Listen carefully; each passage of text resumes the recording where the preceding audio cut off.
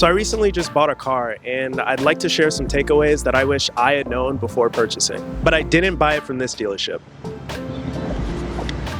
Nope, not this one either. It was this dealership right here. So I'm currently charging my car at the moment, which to me feels like a weird thing to say. But since I'm waiting, I'm gonna walk you all through some important lessons that I learned while buying my car. But before I do that, let's flash back to the experience that I had buying the car. I actually didn't expect to pick up my car the day that I got it because none of the paperwork was finished and it was already the weekend, so I thought I'd have to wait. Instead, I got a call that morning that said that everything was ready and all I had to do was put down the deposit and come and pick it up. I just got a notification from Tesla that I can put down a deposit now. So let's go broke right now. Yeah, $0, done, all that stuff. God! I'm broke! I needed a ride, so I called my friend Sarah. What are we doing? Are we picking up drugs? Yeah. Are you actually? No. It may be, yes.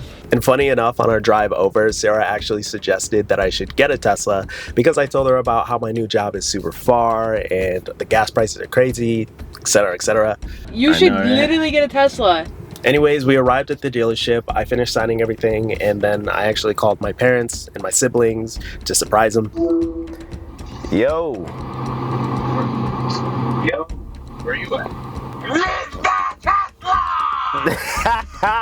And finally, I had to show off the car, so I went to my friend Sachin's place to hang and then just drive the car around.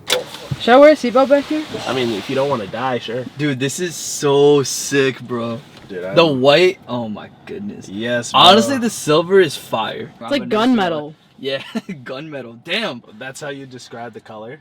No, that's literally, that's like what some car paints are called. Oh, really? Gunmetal? Yeah, Really? like the Jeep Gray is called gunmetal, I think. Sounds so about like, let me grab a core. Yeah, Let me grab my Coors Light. Grab a In my- core. God damn. Pour a little turmeric in that bitch. Okay, so what did I learn? First, when you're buying a car, make sure to look at all the options on your own and do not go with the dealership. This is mainly for people who plan on financing the car or applying for a car loan, but what I mean by that is when you go through the dealership, you're gonna end up with like 5+ hits on your credit. This is because the dealership is going to run your credit with multiple banks and then compare the rates and offer you which one is the best. Instead, what you should do, and what I tried to do, was to go out on your own and try and find a rate that works best for you through your personal bank or through a credit union. Credit unions typically offer lower rates because they are not for-profit banks, but sometimes, and in my situation, that's not always the case. Speaking about for-profit, let's talk about today's sponsor of the video and the entity that bought this car, me. So please go ahead and like and subscribe so I can start making money on this platform. That would be great because this hurts so much.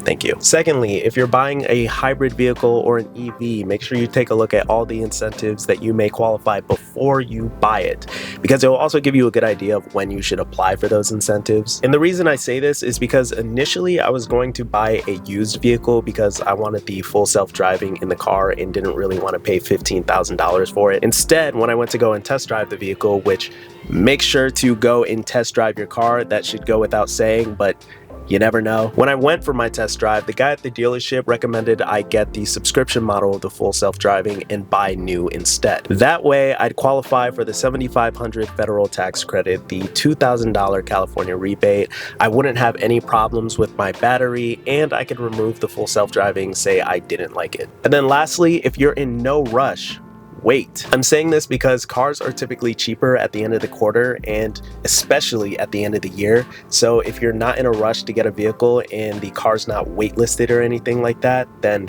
try your best to wait. That's pretty much it. Thank you so much for watching. I really appreciate it. Those are all the lessons that I learned and some things I wish that I had known. So if you found any value throughout the video, make sure you go and like and also subscribe. I would really appreciate that. I would like to start making money on this platform. Other than that, I will see you in the next video. Bye.